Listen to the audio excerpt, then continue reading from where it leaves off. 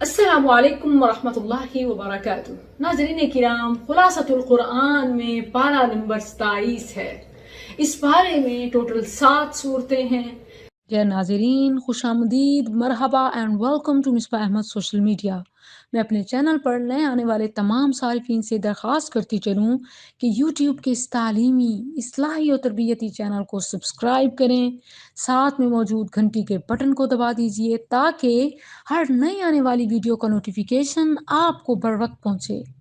ظلم و جہالت کے بازار میں اٹھنے والی آواز کو لائک، شیئر اور کمنٹ کی صورت میں سپورٹ کریں۔ وَتَعَاوَنُوا عَلَى الْبِرِّ وَالتَّقْوَى کی عملی مثال بنیں، جن میں سے سوائے ایک سورت الحدید کے بقیہ تمام مکی صورتیں ہیں۔ اور مکی صورتوں کا تو آپ کو معلوم ہی ہے کہ ان میں زیادہ تر توحید، رسالت، ایمانیات، عقائد، یوم آخرت کے حوالے سے موضوع کو مد نظر رکھا جاتا ہے، اور کفار کے ان حوالے سے اعتراضات، اشکالات کا جواب دیا جاتا ہے۔ تو اس پارے کا بھی مجموعی لحاظ سے یہی مضمون ہے، کفار کے اعتراضات اور پھر ان کے جوابات دیے گئے ہیں، یوم آخرت کے حوالے سے ان کا انکار اور پھر ان کا انجام بتایا گیا ہے۔ سورہ ذاریات سے ابتدا کرتے ہیں کہ اس پارے کا آغاز سورہ ذاریات سے ہو رہا ہے۔ اعوذ باللہ من الشیطان الرجیم، بسم اللہ الرحمن الرحیم۔ قال فما خطبکم ایہا المرسلون۔ ابراہیم علیہ السلام کے حوالے سے بات ہو رہی ہے کہ جب ان کے پاس اللہ کے بھیجے ہوئے فرشتے آئے، هل اتاک حدیث ضیف ابراہیم المکرمین، جب مکرم فرشتے آئے، تکریم والے معزز فرشتے آئے اور انہوں نے ابراہیم علیہ السلام کو بیٹے کی خوشخبری دی، تو ابراہیم علیہ السلام نے پوچھا کہ تمہارا آنا کیسے ہوا؟ یہ تو بشارت تھی، میرے رب نے مجھے عطا کرنا ہے تو وہ کر دے گا، تمہارے آنے کا مقصد، زمین پر اترنے کا مقصد کیا ہے؟ تو فرشتوں نے بتایا کہ قالوا انا ارسلنا الى قوم مجرمین، ہمیں ایک مجرم قوم پر عذاب نازل کرنے کے لیے، اتارنے کے لیے بھیجا گیا ہے۔ لنرسل علیہم حجارۃ من طین، کہ ہم ان پر مٹی کے پتھروں کی بارش کریں۔ مسومۃ عند ربک للمسرفین، وہ نشان زدہ ٹارگیٹڈ پتھر ہیں جو مسرفین کو، حد سے بڑھ جانے والوں کو، اللہ کی بنائی ہوئی حدود کراس کرنے والوں کو لگیں گے۔ فَأَخْرَجْنَا مَنْ كَانَ فِيهَا مِنَ الْمُؤْمِنِينَ، لیکن اللہ مومنین کو وہاں سے نکال لے گا کہ ان پر عذاب کا ذرہ بھی نہیں آئے گا۔ فما وجدنا فيها غير بيت من المسلمين وتركنا فيها آية للذين يخافون العذاب الأليم۔ جب قوم لوط کی سارے احوال بتا دیے، اس کے بعد جنرلی اس صورت میں اور بھی نافرمان قوموں کا تذکرہ آیا، جیسا کہ قوم عاد کا اور قوم نوح کا، قوم ثمود کا، کہ وفی عاد وفی ثمود وقوم نوح، ان سب کا تذکرہ کرنے کے بعد اللہ رب العزت فرماتا ہے کہ نافرمانو والسماء بنیناہا بأید وإنا لموسعون، میرے نافرمانو، یوم آخرت کا انکار کرنے والو، آخرت تو دور کی بات، تم اس کائنات کا بھی احاطہ نہیں کر سکتے۔ وَالسَّمَاءَ بَنَيْنَاهَا بِأَيْدٍ وَإِنَّا لَمُوسِعُونَ، ہم نے آسمان کو اتنی وسعت دی ہے کہ تم اسی کائنات کے جس میں تم رہتے ہو اس کے آخری کنارے تک نہیں پہنچ سکتے۔ اور سائنس آج یہ بات پروف کر چکی ہے کہ جب تک انسان سفر کرتے کرتے دنیا کے آخری کونے تک پہنچتا ہے تو وہ کنارہ مزید پھیل چکا ہوتا ہے، تو یہ انسان کے بس کی بات نہیں کہ وہ آخری کونے تک پہنچ سکے، اور رب کا فرمان سچ ثابت ہو گیا۔ وَالسَّمَاءَ بَنَيْنَاهَا بِأَيْدٍ وَإِنَّا لَمُوسِعُونَ، نافرمانو، یوم آخرت کا انکار کرنے والو، تم آخرت کا انکار کرو تو صحیح، تم تو اسی دنیا کے حوالے سے بھی علم نہیں رکھتے، اس کا بھی احاطہ نہیں رکھ سکتے. حالانکہ یہ دنیا، یہ ساری کائنات اور ساری مخلوق اللہ نے اشرف المخلوق انسان کے لیے بنائی ہے. سب کچھ اللہ نے انسان کے لیے بنایا، تمام کی تمام مخلوق. اور انسان کو کس لیے؟ اس صورت میں اس کا مقصد ہے وَمَا خَلَقْتُ الْجِنَّ وَالْإِنسَ إِلَّا لِيَعْبُدُونَ. اے بندے، اللہ نے تجھے اپنی عبادت کے لیے پیدا کیا، تجھے بھی، انس کو بھی اور جنوں کو بھی، اور ساری کائنات کو تمہارے لیے مسخر کر دیا. سبحان اللہ. آگے سورہ الطور ہے، اور اس میں بھی وہی مرکزی مضمون جو میں آخرت کے حوالے سے ہے کہ آخرت کا انکار کرنے والے، ان کا انجام کیا ہے، اور آخرت پر یقین کرنے والے، ایمان لانے والے، ان کا کیا حال ہوگا. یہی سورہ طور میں بیان کیا. سب سے پہلے انکار کرنے والوں کا تذکرہ کیا کہ فویل یومئذ للمکذبین. نہ ماننے والوں کے لیے، تکذیب کرنے والوں کے لیے ہلاکت ہے، ہلاکت ہے. فویل، ہلاکت ہے. الذین هم فی خوض یلعبون، اپنی منمانی کر رہے ہیں، کھیل کود میں مصروف ہیں. یوم یدعون الی نار جہنم دعا، جب جہنم میں ڈالنے کے لیے انہیں بلایا جائے گا. هذه النار التي كنتم بها تكذبون، پھر ان سے پوچھا جائے گا، انہیں بتایا جائے گا کہ دیکھو اب تمہارے سامنے ہے جس کا تم انکار کرتے تھے.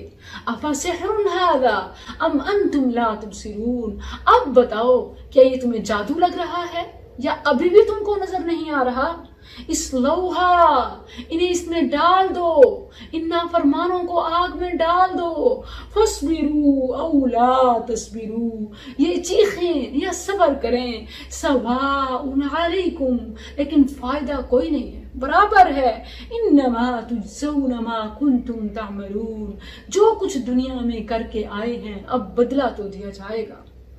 آگے بتایا کہ آخرت پر ایمان لانے والے متقین، ان کا کیا حال ہے، ان کا کیا انجام ہے.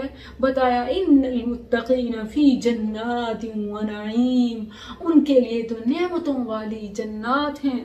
فاکہین بما آتاہم ربہم، ان کے لیے باغات ہیں، جنات ہیں، ثمرات ہیں جو ان کے رب نے ان کو عطا کرنے ہیں. ووقاہم ربہم عذاب الجحیم، سب سے بڑی نعمت تو ان کے لیے یہی ہے کہ جہنم سے انہیں بچا لیا گیا. کلو واشربو، کھاؤ پیو، موج مستی کرو، انجوائے کرو، کیونکہ یہاں مہمان تم ہو اور میزبان تمہارا رب ہے. سبحان اللہ. نزلا من غفور الرحیم. ان کے احوال بتائے گئے سورہ طور میں. آگے سورہ النجم ہے کہ جس میں دو بڑی ہی لطیف چیزوں کی طرف اشارہ کیا گیا. والنجم اذا ہوا، اے رسول خدا صلی اللہ علیہ وسلم کو جھٹلانے والوں، جس طرح آخرت کے جھٹلانے والوں کا انجام ہے ان کو نصیحت کی گئی، بالکل اسی طرح رسالت پر ایمان نہ لانے والے، نبی صلی اللہ علیہ وسلم کی تصدیق نہ کرنے والوں کو بھی بتایا کہ یہ جو تم کر رہے ہو سوائے تم اپنی خواہشات کی پیروی کے اور کچھ نہیں ہے، کوئی دلیل نہیں ہے. یتبعون الا الظن وما تهوى الانفس، تم تو خواہشات کے پجاری ہو، جو من میں آتا ہے وہی کرتے ہو، اور اس پر ما انزل اللہ بها من سلطان، اللہ نے کوئی دلیل نہیں اتاری سوائے اس کے کہ تم اپنی خواہشات کی پیروی کر رہے ہو. اور ام للانسان ما تمنا، حقیقت یہ ہے کہ وما ينطق عن الهوى، تم رسول صلی اللہ علیہ وسلم کو جھٹلاتے ہو نا تو سنو، تم اس کو نہیں جھٹلاتے بلکہ اس پر اتاری جانے والی وحی کو جھٹلاتے ہو. تم وحی کو بھی نہیں جھٹلاتے بلکہ وحی اتارنے والے رب کو جھٹلاتے ہو. تمہارا ایک تکذیب کرنا تمہیں پورا خارج کر دیتا ہے ایمان سے، تم دور ہو جاتے ہو اور جہنم میں جانے کا ذریعہ بن جاتا ہے. وما ينطق عن الهوى ان هو الا وحی یوحى. یہ سورہ النجم ہے کہ جس میں نبی صلی اللہ علیہ وسلم پر اترنے والی وحش کا ذکر کیا کہ آپ اپنی مرضی سے نہیں بولتے بلکہ وہ تمام کا تمام اللہ کی طرف سے ہوتا ہے۔ دوسری بات کہ جو بھی تم کر رہے ہو اس پر کوئی دلیل نہیں ہے، وہ صحیح نہیں ہے، نفس کی پیروی ہے تو کرتے جاؤ، اور اس کا ٹھکانہ پھر وہی کہ اس سے بڑا گمراہ اور کوئی نہیں ہے جو خواہشات کی پیروی کرتا ہے۔ آگے سورۃ القمر ہے جس میں شق قمر کا معجزہ بیان ہوا کہ کفار مکہ نے نبی صلی اللہ علیہ وسلم کو جھٹلانے والوں نے ایک نیا دعویٰ کیا کہ جس طرح آپ سے پہلے بڑے بڑے انبیاء آئے اور معجزات لے کر آئے تو آپ بھی کوئی ایسا معجزہ دکھائیں کہ ہم یقین کر لیں اور یقیناً پھر ہم ایمان لے آئیں گے۔ نبی صلی اللہ علیہ وسلم نے پوچھا کہ تم کیا چاہتے ہو؟ کہنے لگے کہ چاند کے 2 ٹکڑے کر دیں۔ چنانچہ رسول اللہ صلی اللہ علیہ وسلم نے ہاتھ کے اشارے سے چاند کے 2 ٹکڑے کیے۔ روایات میں ہے کہ ایک ٹکڑا ہیرا پہاڑ کے ایک طرف اور دوسرا دوسری جانب گرا۔ اقتربت الساعہ، قیامت قریب آ چکی ہے۔ وانشق القمر، چاند پھٹ گیا۔ وَإِن يَرَوْا آيَةً يُعْرِضُوا وَيَقُولُوا سِحْرٌ مُسْتَمِرٌ، لیکن جھٹلانے والے، ہٹ درمی کرنے والے ابھی بھی اپنی ضد پر قائم ہیں اور یقین نہیں کیا، انہوں نے مانا نہیں۔ یہی حال تو اللہ فرماتا ہے اسی سورہ قمر میں شق قمر کے ذکر کے بعد کہ یہی حال تو تم سے پہلے امتوں کا ہوا کہ معجزے خود مانگتے تھے کہ پھر ہم ایمان لے آئیں گے، آنکھوں سے جب دیکھ لیں گے، لیکن پھر انکار کیا۔ تو کذبت عاد نے بھی ایسے جھٹلایا، کذبت ثمود، قوم ثمود نے بھی ایسے جھٹلایا، کذبت قوم نوح نے بھی ایسے جھٹلایا، کذبت قوم لوط، قوم لوط نے بھی ایسے جھٹلایا۔ اور اللہ نے ہر قوم کا ذکر کرنے کے بعد ریپیٹڈلی اس صورت میں فرمایا وَلَقَدْ يَسَّرْنَا الْقُرْآنَ لِلذِّكْرِ فَهَلْ مِن مدکر۔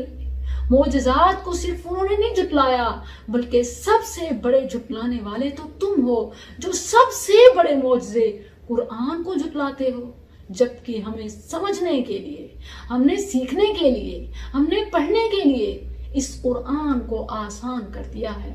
اور اسی ایک صورت میں اللہ سبحانہ و تعالی نے کئی بار فرمایا وَلَقَدْ يَسَّرْنَا الْقُرْآنَ لِلذِّكْرِ فَهَلْ مِن مُدَّكِرٍ۔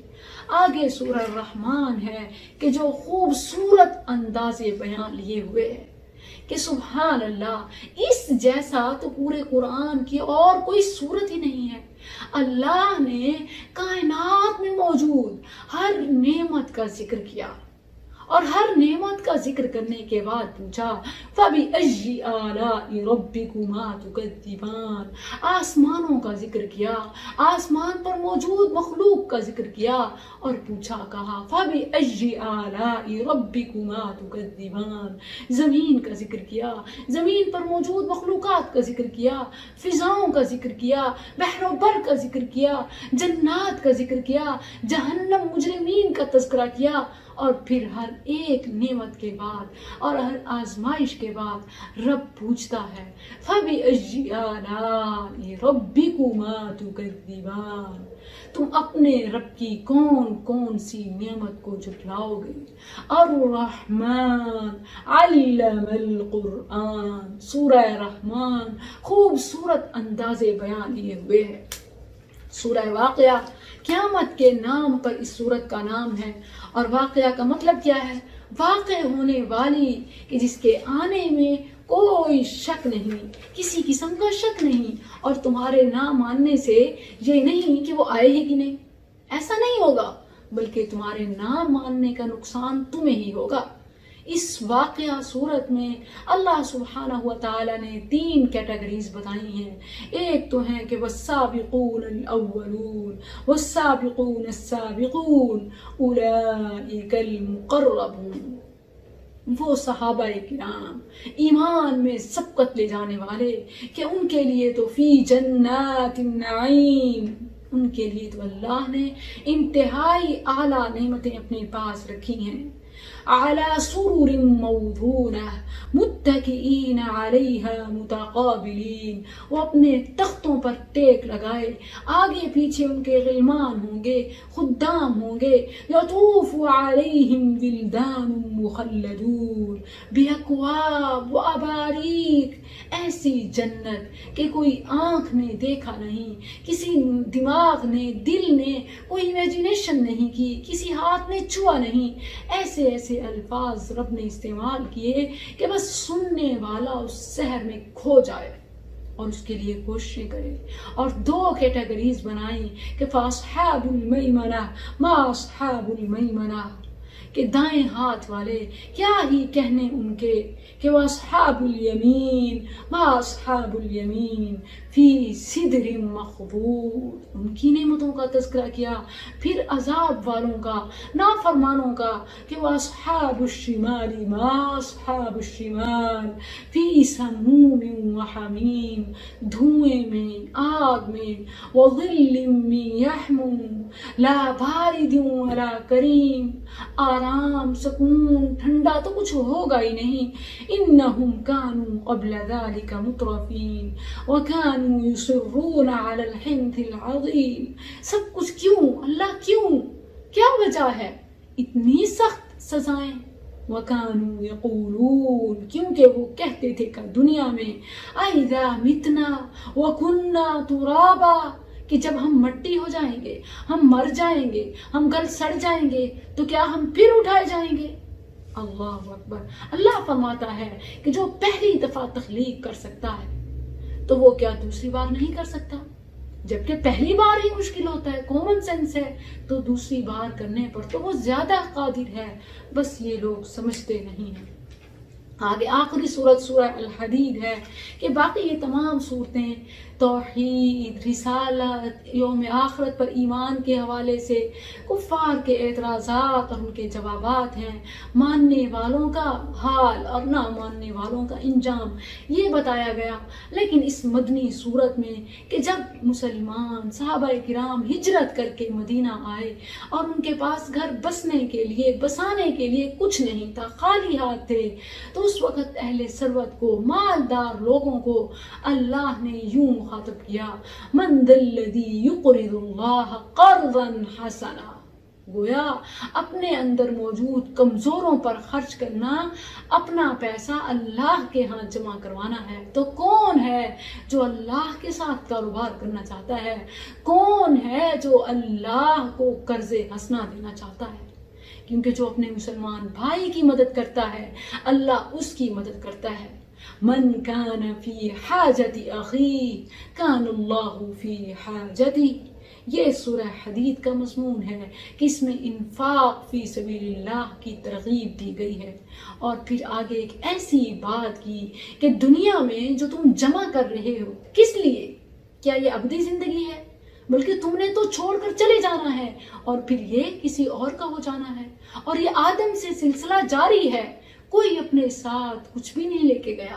اور ایون اگر مرنے والوں سے ان کے آخری لمحات میں پوچھا جائے کہ تمہاری کوئی وش، کوئی چاہت، تو کوئی کھانے پینے کا کہے گا، کوئی کہے گا کاش کہ میں نے اتنا جمع نہ کیا ہوتا اور بلکہ اس کو اپنے اوپر خرچ بھی کیا ہوتا۔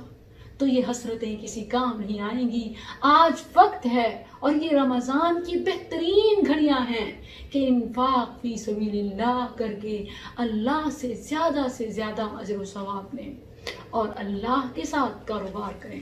السلام علیکم ورحمۃ اللہ۔